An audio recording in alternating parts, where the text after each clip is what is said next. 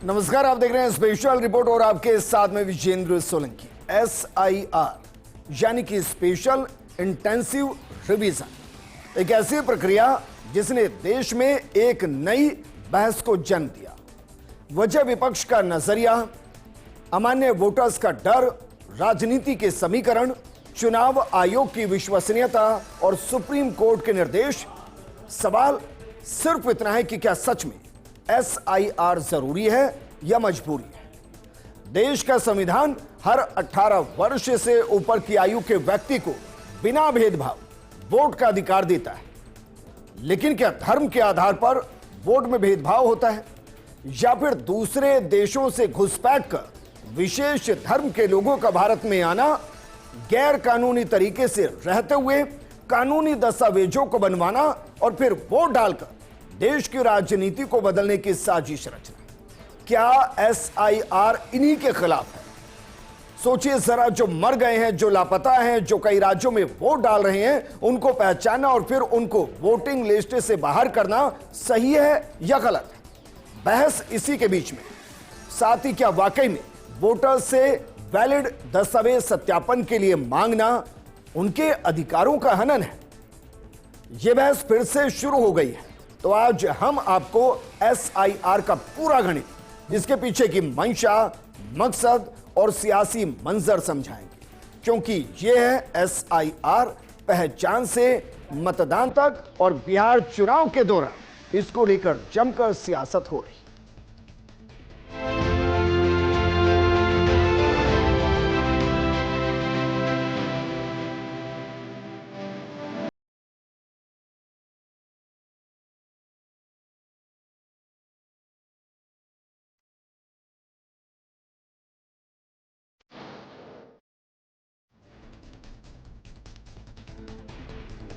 शुरुआत करते हैं और सबसे पहले आपको SIR के बारे में जानकारी देते हैं। एक ऐसी जानकारी जिसके बाद आपको इसे समझने में आसानी होगी, क्योंकि SIR का मतलब है स्पेशल इंटेंसिव रिवीजन। अगर इसको हम हिंदी में परिभाषित करने की कोशिश करें तो जरा इसको हिंदी में परिभाषित करते हैं। इसकी परिभाषा होगी मतदाता सूची के गहन पुनरीक्षण की प्रक्रिया, जिसके माध्यम से मतदाताओं की जानकारी को सत्यापित किया जाता है। अब जरा सोचिए, क्या इसमें कोई समस्या है या किसी को कोई समस्या होनी चाहिए? इसकी परिभाषा से ऐसा बिल्कुल नहीं लगता। अब इसके जरा मकसद को समझ लीजिए कि SIR बिहार में क्यों हो रहा है और क्यों यह कहा जा रहा है कि बिहार के बाद यह देश के हर राज्य के अंदर किया जाएगा, क्योंकि इसका मकसद बिल्कुल स्पष्ट है। मृत, स्थानांतरित या डुप्लीकेट मतदाताओं के नाम को हटा देना। अब सोचिए, इसमें क्या ही गलत? अगर कोई दुनिया में नहीं तो वो वोटर लिस्ट में क्यों है? अगर कोई उस राज्य को छोड़कर दूसरे राज्य में जाकर वोट डाल रहा है और उसने अपने वोटिंग राइट्स को ट्रांसफर कर लिया है, तो भला वहां की वोटर लिस्ट का हिस्सा वो क्यों हो? इसके अलावा जो डुप्लीकेट है, जिन्होंने 2-2, 3-3 वोटर ID कार्ड बनवा रखे हैं, भला वो 2-2, 3-3 जगह वोट कैसे डाल सकते हैं? क्योंकि संविधान बिल्कुल स्पष्ट है, एक चुनाव में एक वोटर एक मतदान। अगर ये किया जा रहा है तो इसमें गलत क्या है? दूसरा मकसद जरा देखिए, नए और पात्र मतदाताओं के नाम को जोड़ना। बिहार के साथ उदाहरण को समझते हैं। अगर बिहार में वर्तमान में कोई 18 वर्ष की आयु से ऊपर हो गया है और संविधान यह अधिकार देता है कि देश में कोई भी 18 वर्ष की आयु से ऊपर अगर है तो उसे वोटिंग राइट है। अगर वो इलेक्शन कमीशन बिहार के युवाओं को दे रहा है तो इसमें गलत क्या है? तीसरा, मतदाता सूची में पारदर्शिता और सटीकता सुनिश्चित करना, क्योंकि इसको दोनों मोड में किया जा रहा है, ऑफलाइन और ऑनलाइन दोनों मोड में। और अगर आप सोचिए, एक सूची से मृत व्यक्ति बाहर हो गया, जो दूसरी जगह जाकर वोट डाल रहा है वो बाहर हो गया, जो डुप्लीकेट मतदाता है वो बाहर हो गया, नए इसमें जुड़ गए, पात्र इसमें जुड़ गए, तो एक ऐसी लिस्ट तैयार होगी जो इलेक्शन कमीशन के साथ सरकार की पॉलिसी के लिए भी बेहतर होगी। और इसीलिए बाकायदा कानूनी आधार के आधार पर ही SIR को लागू किया गया। और इसीलिए सुप्रीम कोर्ट ने इसको रोका नहीं है। निर्देश जरूर कुछ दिए हैं, लेकिन इसको रोका नहीं। और इसका कारण क्या है? क्योंकि यह प्रक्रिया प्रतिनिधित्व अधिनियम 1950 और नागरिकता अधिनियम 1955 के तहत संचालित होती है। कुछ भी लीगल नहीं हो रहा है और कुछ भी जबरदस्ती नहीं हो रहा। सिर्फ सियासतदान अपने उस वोट बैंक को बचाने के चक्कर में है जो या तो मृत होने के बाद फर्जीवाड़े से वोट पड़ते हैं, या जो वहां के लीगल राइट्स जिनके पास नहीं है, या जिनको जानबूझकर वहां लीगल किया गया है जबकि उनके पास लीगली दस्तावेज नहीं है। वरना किसी को समस्या नहीं। और ये आपको आगे चलकर प्रोग्राम में बताएंगे भी हम कि बिहार के अंदर कितने करोड़ वोटर, कितने रजिस्टर हो चुके हैं और कितनों का डिजिटली वेरिफिकेशन हो चुका है। लेकिन उससे पहले SIR से लेकर कुछ महत्वपूर्ण जानकारी आपको देते हैं, वो तारीखें आपको बताते हैं जो इस प्रक्रिया से जुड़े हर व्यक्ति के लिए जरूरी है। मसलन 24 जून 2025 SIR प्रक्रिया इसी दिन शुरू हुई और इसके साथ सियासत शुरू हुई। 25 जुलाई 2025 फॉर्म जमा करने की अंतिम तिथि है, जबकि 1 अगस्त 2025 ड्राफ्ट मतदाता सूची के प्रकाशन की तारीख है। 1 अगस्त 2025 से सितंबर 2025 आपत्ति और सुधार की अवधि है। 30 सितंबर 2025 को अंतिम मतदाता सूची प्रकाशन होगा। आप सोचिए, लगभग 1 महीने के आसपास तो उनके पास वक्त है जो अगर इस लिस्ट का हिस्सा नहीं बनते तो ये बताने के लिए कि भाई हमारे पास वैलिड डॉक्यूमेंट है और वापस मतदाता सूची का हिस्सा हो सकते हैं, तो फिर ये बवाल क्यों है? और बिहार से इतर पूरे देश के अंदर ये बवाल क्यों मचा हुआ है? क्योंकि एक नया नियम, नया नाम, ये जुड़ेगा कैसे?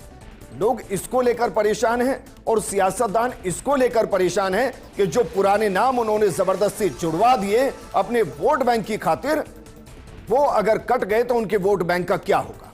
लेकिन इसके लिए स्पष्ट नीति निर्धारित है।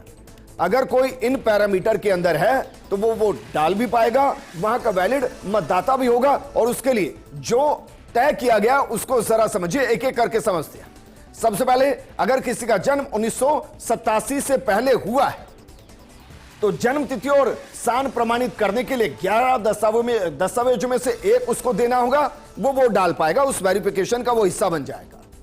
अगर किसी का जन्म 1987 से 2004 के बीच में हुआ है, सिर्फ जन्म तिथि सान प्रमाणित दस्तावेज देना होगा, वो भी इस लिस्ट का हिस्सा होगा। किसी का जन्म 2004 के बाद अगर हुआ है तो जन्म तिथि, सान का दस्तावेज, माता पिता भारतीय नहीं है तो पासपोर्ट और वीजा, ये उसको देना पड़ेगा। और अगर भारत के बाहर जन्म हुआ है तो विदेश में भारतीय मिशन की तरफ से जारी जन्म प्रमाण पत्र देना होगा, साथ ही भारत की नागरिकता प्रमाण पत्र देना होगा। अब इसमें से जरा बताइए, क्या ऐसा है जो नहीं मांगना चाहिए? अगर कोई 2004 के बाद जन्मा है, इसका मतलब कि वो इस वक्त 21 साल के आसपास है। इसका मतलब पिछले चुनाव के अंदर शायद उसने वोट डाला है, लेकिन वो वोट डालने का अधिकार रखता है भी है या नहीं, इसको आप कैसे प्रमाणित करेंगे? उसको प्रमाणित करने के लिए ही इन दस्तावेजों को मांगा गया और जो मूल निवासी है उसके पास यकीनन ये दस्तावेज होंगे। लेकिन फिर सियासी विवाद और आलोचनाएं क्यों हो रही हैं? दरअसल कुछ क्षेत्रों में BLO बिना दस्तावेज के नाम जोड़ रहे हैं, ऐसे आरोप अपोजिशन लगा रहा है, जिसे सुप्रीम कोर्ट ने पारदर्शिता की कमी माना है। विपक्षी राजनीतिक दलों का आरोप है कि SIR नागरिकता सत्यापन से जुड़ा है, जो संविधान के अनुच्छेद 326 का उल्लंघन हो सकता है। कुछ BLO पर फर्जी फॉर्म भरने का दबाव और असमानताओं की शिकायतें हैं। सुप्रीम कोर्ट ने पूछा है कि चुनाव से ठीक पहले SIR क्यों शुरू किया गया, जबकि समरी रिवीजन 2024 में पहले ही हो चुका है। कोर्ट ने SIR पर रोक लगाने से पूरे तरीके से इनकार किया, लेकिन प्रक्रिया की पारदर्शिता और वैधता पर सवाल उठाए और उनके जवाब बाकायदा इलेक्शन कमीशन की तरफ से दिए भी गए। लेकिन अपोजिशन अनुच्छेद का जिक्र कर रहा है और खुद इलेक्शन कमीशन भी संविधान का हवाला दे रहा है। तो जिन अनुच्छेद का जिक्र किया जा रहा है उनका मतलब क्या है? सबसे पहले बात करते हैं अनुच्छेद 324 की, जो एक स्वतंत्र और स्वायत्त चुनाव आयोग की नियुक्ति की व्यवस्था को करता है और यह उसको अधिकार देता है। दूसरा है अनुच्छेद 325, किसी भी व्यक्ति को केवल धर्म, नस्ल, जाति या लिंग के आधार पर मतदाता सूची से बाहर नहीं रखा जा सकता। और इसमें तीसरा है अनुच्छेद 326, जिसके वायलेशन का हवाला अपोजिशन दे रहा है। यह कहता है कि सभी नागरिकों को बिना किसी भेदभाव के चुनाव में मतदान का अधिकार है। लेकिन क्या यहां भेदभाव किया जा रहा है? क्या वाकई में ऐसा किया जा रहा है? क्योंकि कहा यह जा रहा है कि उनके राइट्स को छीना जा रहा है। क्या ऐसा है? इलेक्शन कमीशन का दावा है कि किसी की नागरिकता नहीं ली जा रही है, सत्यापन किया जा रहा है। और वो कैसे? इसके उद्देश्य और मकसद को जरा समझिए जो इलेक्शन कमीशन की तरफ से कहा गया है। उन्होंने कहा कि उद्देश्य है मतदाता सूची का शुद्धिकरण और नागरिकता सत्यापन नहीं है। जो अपोजिशन कह रहा है कि भाई नागरिकता सत्यापन किया जा रहा है, जो कि वायलेशन है कानून का, जबकि इलेक्शन कमीशन कह रहा है कि नहीं, मतदाता सूची का शुद्धिकरण किया जा रहा है। दूसरा, सभी राजनीतिक दल से जुड़े 1.5 लाख बीएलए इसमें सहयोग कर रहे हैं। 1.5 लाख, जिनमें तमाम अपोजिशन के बीएलए शामिल हैं। फिर अपोजिशन विवाद क्यों खड़ा कर रहा है? इसके अलावा कोई पात्र मतदाता सूची से बाहर नहीं होगा, यह भी इलेक्शन कमीशन कह रहा है। और अंतिम सूची प्रकाशन से पहले यह पूरा विवरण सुप्रीम कोर्ट को सौंप भी दिया जाएगा, यह भी इलेक्शन कमीशन की तरफ से कहा जा रहा है। लेकिन सियासत देश में जमकर जारी है। एक ऐसी थ्योरी को गढ़ा जा रहा है जिससे वोटर्स भ्रमित हो और इलेक्शन कमीशन की निष्पक्षता के साथ साथ इस पूरी वोटिंग प्रक्रिया को ही सवालों के घेरे में पहुंचा दिया जाए। जबकि आप सोचिए, इलेक्शन कमीशन एक एक बिहार के वोटर को जोड़ने के लिए जन अभियान चला रहा है। उस जन अभियान में कितने को जोड़ा गया और कितने चरण में किया जा रहा है, इसे आप अंदाजा लगा पाएंगे कि इस प्रक्रिया में मकसद किसी के वोटिंग राइट को छीनना नहीं है, बल्कि हर किसी को वैलिड वोटिंग राइट प्रोवाइड करना है। क्योंकि SIR प्रक्रिया 24 जून 2025 को शुरू हुई थी।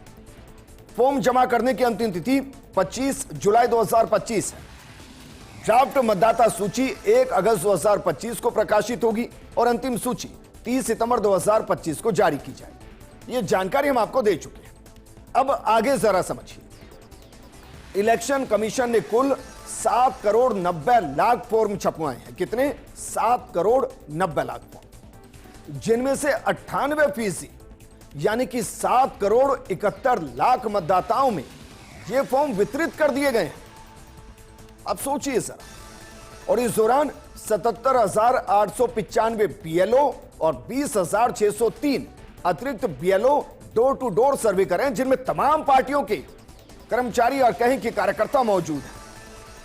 इसके साथ ही 4 लाख वॉलंटियर्स और 1,56,000 BLA सहयोग कर रहे हैं। आप अंदाजा लगाइए जरा कितने व्यापक स्तर पर इलेक्शन कमीशन अपनी मतदाता सूची के शुद्धिकरण के लिए काम कर रहा है। इस दौरान 5,683 वार्डों और 261 शहरी निकायों में विशेष शिविर लगाए गए, जागरूकता अभियान चलाया गया। प्रचार गाड़ियों, अखबारों और स्वयं सेवकों जैसे कि जीविका दीदी, NCC, NSS के माध्यम से जागरूकता फैलाई जा रही है। उसके बावजूद आप सोचिए, 98% फॉर्म डोर टू डोर जाकर दिए गए हैं। 98%। लेकिन सवाल यह है कि कहा जा रहा है कि प्रक्रिया का हिस्सा बनना ही आसान नहीं है। भाई अगर आसान नहीं है तो इतने फॉर्म पहुंचे कैसे, और इनमें से ज्यादातर फॉर्म सबमिट कैसे हुए? इस प्रक्रिया को भी आपको समझना चाहिए। जरा इस प्रक्रिया को भी समझ लीजिए, क्योंकि इसमें 2 ऑप्शन है। एक तो जो डोर टू डोर फॉर्म दिया जा रहा है उसको भरना है, दूसरा है ECI यानी कि election commission of India. ECI net पर मोबाइल नंबर और वोटर ID नंबर के साथ लॉगिन किया जा सकता है। फॉर्म में कुछ जानकारी पहले से भरी होगी, बाकी जानकारी जैसे कि नाम, जन्म तिथि, पता आदि भरना होगा। 6 श्रेणियों में से अपनी श्रेणी चुनकर संबंधित दस्तावेज अपलोड कर देने हैं। वैकल्पिक रूप से बिना दस्तावेज के भी फॉर्म जमा किया जा सकता है। इस लाइन को उन्हें सुनना चाहिए जो ये कहते हैं कि 11 तरीके के दस्तावेज मांगे गए हैं, उसमें और जोड़ने चाहिए। बिना दस्तावेज के भी फॉर्म को जमा किया जा सकता है। डिजिटल सिग्नेचर अपलोड किए जा सकते हैं और फॉर्म इसके बाद सबमिट हो जाएगा। आप एक बार फॉर्म तो सबमिट कीजिए, उसके बाद आप अपने वैलिड दस्तावेज को वहां पहुंचा सकते हैं। और ये वैलिड दस्तावेज कौन कौन से हैं, ये सूची भी हम आपको बता देते हैं और आप खुद तय कीजिए कि जो सियासी माहौल बनाया जा रहा है, क्या यह मुमकिन है कि किसी भी व्यक्ति के पास इन 11 में से कोई दस्तावेज ना हो? और अगर इनमें से कोई दस्तावेज नहीं है तो उसे वैसे भी वोट का अधिकार नहीं होना चाहिए, क्योंकि इसमें सबसे पहला है जन्म प्रमाण पत्र। एक बार के लिए मान लेते हैं कि जो पुराने लोग होंगे उनके पास जन्म प्रमाण पत्र नहीं होगा, लेकिन उनसे तो वेरिफिकेशन भी नहीं मांगा जा रहा है। दूसरा है पासपोर्ट। हो सकता है कि पासपोर्ट ज्यादातर के पास ना हो, लेकिन हाई स्कूल सर्टिफिकेट तो होंगे ना, 8वीं तक तो बच्चा पढ़ा होगा, वो आप लगा सकते हैं। स्थायी निवास प्रमाण पत्र आप दे सकते हैं, आप जहां रह रहे हैं वहां का रेजिडेंस प्रूफ तो होगा ना आपके पास। वन अधिकार प्रमाण पत्र दे सकते हैं, यहां तक कि जाति प्रमाण पत्र दिया जा सकता है। आप सोचिए जरा, अब बिहार जहां की सियासत जाति की जटिलता के साथ बंधी हुई है, क्या आप ये सोच सकते हैं कि वहां जाति प्रमाण पत्र नहीं होगा? जबकि इस देश में जाति आधारित आरक्षण है और आरक्षण का फायदा उठाने के लिए जाति प्रमाण पत्र बेहद जरूरी है, तो क्या यह नहीं होगा? यकीनन होना चाहिए। इसके अलावा एनआरसी में अगर नाम है तो भी चल जाएगा, परिवार रजिस्टर है तो भी चल जाएगा, जमीन या आवास आवंटन पत्र है तो भी चल जाएगा। छोड़ दीजिए, कोई बात नहीं, सरकार के कर्मचारी या पेंशनर का कोई आई कार्ड है तो भी चल जाएगा। और अगर यह भी नहीं है तो किसी बैंक में तो खाता होगा, किसी पोस्ट ऑफिस में तो खाता होगा, कोई LIC सर्टिफिकेट तो होगा, यह भी होगा तो भी चल जाएगा। और अगर किसी के पास ये नहीं है तो वो कैसे चलेगा? फिर भी कहा जा रहा है कि आपके पास ये दस्तावेज नहीं, तो भी आप एक बार तो फॉर्म अपलोड कीजिए, उसके बाद आपके पास जो डॉक्यूमेंट हो वो दे दीजिए। लेकिन एक तरफ सियासी बवाल है जो कह रहे हैं कि ना जाने कितने वोटर्स काट दिए जाएंगे, बिहार के अंदर वोटों की चोरी हो रही है, बिहार में वोटर्स को वोट डालने से रोका जाएगा। और दूसरी तरफ उस बिहार की जनता है जो कितनी जागरूक है, उसका अंदाजा अब उस आंकड़े से लगाइए जो आंकड़ा हम आपको दे रहे हैं, क्योंकि हम कोशिश करते हैं कि आपको समझा पाए कि पॉलिटिकल बयानबाजी में मत फंसिए, जमीनी हकीकत को समझिए। जरा देखिए जो आंकड़े हैं वो क्या कह रहे हैं। कुल मतदाता बिहार के अंदर, जो कुल मतदाता है वो है 7,89,00,000। 19 जुलाई तक जो फॉर्म जमा हुए गए वो हुए हैं लगभग 7,15,00,000, लगभग 95 से 96%। और जो आज का आंकड़ा है जो बताया जा रहा है वो 98% से ऊपर है। फॉर्म डिजिटलाइज कितने हो गए? वो है 88.25%। पते पर अनुपस्थित लोग कितने हैं? 41,64,000, लगभग 5.27%। इसका मतलब समझिए, इसका मतलब यह नहीं है कि कोई इस घर में रहता है और उसमें नहीं रहकर वो कहीं और चला गया। इसका मतलब यह है कि जिस पते पर उसका वोटर आईडी कार्ड बना हुआ है उस पर वो रहता ही नहीं है, यानी कि वो पता ही फर्जी है। आप सोचिए क्या उनको नहीं हटना चाहिए? यह तय आपको करना है। इसके अलावा जरा देखिए मृत मतदाता कितने हैं? 20 लाख, जो कि कुल वोटर लिस्ट का 1.59% है। क्या जो इस दुनिया में नहीं है उसको वोटर लिस्ट में होना चाहिए? यकीनन नहीं होना चाहिए। और अगर उनको हटाने का काम हो रहा है तो इस पर सियासी बवाल क्यों है? क्यों यह कहा जा रहा है चिल्ला चिल्लाकर कि भाई 54-55 लाख लोगों को वोटर लिस्ट से बाहर कर दिया? कोई आपको क्यों नहीं बता रहा कि उनमें से 20 लाख तो दुनिया में ही नहीं है, उनमें से 41 लाख से ज्यादा अपने पते पर नहीं है। और कमाल की बात यह कि 8 लाख के आसपास ऐसे हैं जिनके पास दोहरा पंजीकरण है। क्या उनको इस वोटर लिस्ट से बाहर नहीं होना चाहिए?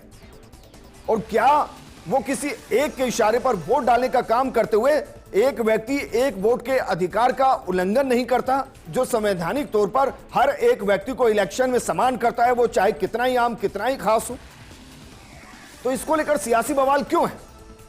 और जिन 53 लाख लिस्ट से बाहर का जिक्र हो रहा है उसको जरा समझिए। मोटा मोटा आंकड़ा हमने आपको समझाया है। इसके अलावा राज्य भर में कहा जा रहा है कि 53 लाख मतदाताओं के नाम वोटर लिस्ट से हटाए जाएंगे। सर्वे में 18 से 20 लाख मतदाता मृत पाए गए हैं। 26 लाख स्थायी रूप से स्थानांतरित हो गए, यानी कि दूसरी जगह पहुंच चुके हैं, वहां उन्होंने अपना मकान ले लिया, नौकरी कर रहे हैं, वहां वोट डाल रहे हैं। तो फिर बिहार में वोट कैसे डाल सकते? लगभग 7.5 लाख मतदाता कई जगहों पर पंजीकृत पाए गए हैं। नंबर्स ऑफ जगह वो 7.5 से 8 के आसपास, 8 लाख के आसपास है, जो दोहरी नागरिकता या दोहरे पंजीकरण ले रहे हैं। सर्वेक्षण के दौरान 11,000 मतदाताओं के बारे में कोई जानकारी नहीं मिली। मतलब उनके वोटर कार्ड हैं, मतदान का अधिकार है, लेकिन वो कहां रहते हैं, कब से रह रहे हैं, कैसे रहने लगे, इस बारे में कोई जानकारी नहीं। उल्टा हालात ये हो गए कि एक एक एड्रेस पर 60 से 70 वोटर्स पाए गए जिन्होंने उस एड्रेस को डाला, और उस एड्रेस पर जो रह रहा है उसने कभी नामों को सुना ही नहीं कि वो यहां रह रहे हैं। क्या उनको होना चाहिए? कुल मिलाकर 7,89,00,000 पंजीकृत मतदाताओं में से 97.30% ने अपने फॉर्म जमा कर दिए हैं। केवल 2.70% मतदाताओं ने अभी तक फॉर्म जमा नहीं करवाए हैं। फाइनल वोटर लिस्ट 30 सितंबर 2025 को प्रकाशित होगी, और उससे पहले इलेक्शन कमीशन ये जो 2.70% मतदाता हैं इन तक भी पहुंचने की कोशिश कर रहा है, ताकि इनको भी वेरीफाइड किया जा सके कि ये है भी या नहीं है, ताकि एक ऐसी सूची आए जो पूरे तरीके से वोटर लिस्ट के शुद्धिकरण को करते हुए वोटिंग राइट्स की विश्वसनीयता को और ज्यादा बढ़ाए। ऐसा नहीं है कि पहली बार हो रहा है, इससे पहले भी हुआ है। यह महज इत्तेफाक है कि ये बिहार में हुआ, 2003 में हुआ। क्या हुआ था जरा देखिए, क्योंकि 2003 के अंदर भी शुद्धिकरण किया गया था वोटर लिस्ट का। यह प्रक्रिया 31 दिनों में पूरी हो गई थी। आप सोचिए, इस वक्त तो आधुनिक तकनीक का इस्तेमाल किया जा रहा है, उस दौरान तो तकनीक का इस्तेमाल भी नहीं किया गया था। सामान्य प्रक्रिया जो होती है उसी के माध्यम से इस प्रक्रिया को पूरा किया गया था, और उस दौरान 70,000 नामों को हटाया गया था 2003 में। इस वक्त ये नाम 53 लाख है, और इसी पर सवाल हो रहा है कि भाई 22 साल में 53 लाख फर्जी मतदाता कैसे बने जिनको हटाया जा रहा है। कोई आपको यह नहीं बता रहा कि 20 लाख तो दुनिया में नहीं है, ज्यादातर अपने पते पर नहीं है। उनमें से भी लाखों में ऐसे हैं जो दोहरी नागरिकता रख रहे हैं, दोहरी पंजीकरण रख रहे हैं। उनका हटना जरूरी है, और इसीलिए SIR बिहार में एक पायलट प्रोजेक्ट हो सकता है, लेकिन मानकर चलिए यह पूरे देश के अंदर लागू होगा, और होना चाहिए, क्योंकि जहां एक देश, एक विधान, एक पहचान, एक निशान, एक संविधान है, वहां एक व्यक्ति को एक ही वोटिंग राइट है, और उसको विश्वसनीयता के साथ लागू करना इलेक्शन कमीशन का काम है। और इसीलिए मतदाताओं के लिए सलाह कि फॉर्म जमा जरूर कराएं। यह हमारी भी व्यक्तिगत सलाह है। ऐसा ना हो कि भाई आप इस पूरी प्रक्रिया से बाहर हो जाएं, इसलिए हो जाएं क्योंकि फॉर्म ही जमा नहीं किया। यदि आपने अभी तक फॉर्म भरा नहीं है तो स्थानीय BLO या ECI नेट के माध्यम से तुरंत जमा कराएं। Aadhaar, voter ID, passport, ration card आदि में से कोई दस्तावेज तैयार रखें, और अपना नाम ड्राफ्ट सूची में नहीं है या गलत है तो 1 अगस्त से 25 सितंबर तक आपत्ति दर्ज कराएं। ERO के निर्णय से असंतुष्ट होने पर RP एक्ट 1950 की धारा 24 के तहत जिला अधिकारी या मुख्य निर्वाचन अधिकारी से अपील कीजिए। और इन सबके पीछे आप जानते हैं क्या है? इन सबके पीछे 2020 के आंकड़े हैं, जिनमें हार और जीत का गणित फंसा है। दरअसल 2020 विधानसभा चुनाव में 243 में से 153 सीटें यानी कि 63% सीटें ऐसी थी जिनमें प्रत्याशी की जीत और हार का अंतर 20,000 वोट से कम था। 80 सीटें ऐसी थी जिनमें अंतर 10,000 से 20,000 के बीच था। 41 सीटें ऐसी थी जिनमें अंतर 5,000 से 10,000 वोट के बीच था। 32 सीटें ऐसी थी जिनमें अंतर 5,000 से भी कम था, और 11 सीटें तो ऐसी थी जहां सिर्फ 500 से 1000 वोटों का ही अंतर था। इनमें से एनडीए ने 6 सीटें जीती, बाकी महागठबंधन को मिली थी, और इसलिए महागठबंधन इस वक्त डरा हुआ है, अपोजिशन डरा हुआ है। लेकिन आप मत सोचिए, क्योंकि जहां 98% वेरिफिकेशन हो गया हो, 88% डिजिटलाइजेशन हो गया हो, वहां हर किसी के वोटिंग राइट सिक्योर हैं, बस उनको छोड़कर जिनकी आइडेंटिटी प्रूव नहीं है। लेकिन फिर भी हम आपको बताते हैं कि SIR के सकारात्मक और नकारात्मक दोनों पहलू क्या कहते हैं। जरा एक बार समझिए, मोटे तरीके से समझने की कोशिश कीजिए। अगर इसके सकारात्मक पहलुओं की बात करें तो शुद्ध मतदाता सूची इससे तैयार होगी, नए मतदाता इस इलेक्शन में शामिल हो जाएंगे, और पारदर्शिता इसके बाद और ज्यादा बढ़ जाएगी। नकारात्मक प्रभाव जो इस वक्त देखे जा रहे हैं, नाम हटने का डर, लेकिन हटना चाहिए। अगर किसी के पास वैलिड दस्तावेज नहीं, या जो देश का ही नहीं, उसका नाम वोटर लिस्ट में नहीं होना चाहिए। हतो उत्साहित ये दरअसल अपोजिशन के जरिए लोगों तक पहुंचाया जा रहा है कि भाई इतने डॉक्यूमेंट कौन जमा करेंगे, वो इलेक्शन प्रक्रिया से दूर हो जाएंगे। ऐसा नहीं, अगर ऐसा होता तो 98% फॉर्म नहीं भरते, अगर वो 98% फॉर्म भरे हैं तो वो खुश हैं, वो अपने वोटिंग राइट्स के सिक्योर होने से खुश हैं। इसके अलावा अविश्वास बिल्कुल नहीं, क्योंकि अविश्वास अगर होता तो वो फॉर्म ही नहीं भरते। इसलिए अंत में हम सिर्फ इतना आपको कहेंगे, SIR ये जरूरी है। ये इसलिए भी जरूरी है ताकि आपके एक एक वोट की कीमत बनी रहे, और ये इसलिए भी जरूरी है कि देश के अंदर कोई घुसपैठ करके आए, इलीगली आए, गैर कानूनी तरीके से आए और कानूनी तरीके से वो दस्तावेजों को बना ले और फिर यहां रहते हुए यहां की डेमोग्राफी को बदले, यहां की संस्कृति को बदले, यहां की सियासत को अपने हिसाब से बदलने की कोशिश करे। ये नहीं होना चाहिए। इस प्रोग्राम में फिलहाल इतना ही। आप बने रहिए फर्स्ट इंडिया न्यूज के साथ, क्योंकि खबरों का सिलसिला लगातार जारी है। नमस्कार।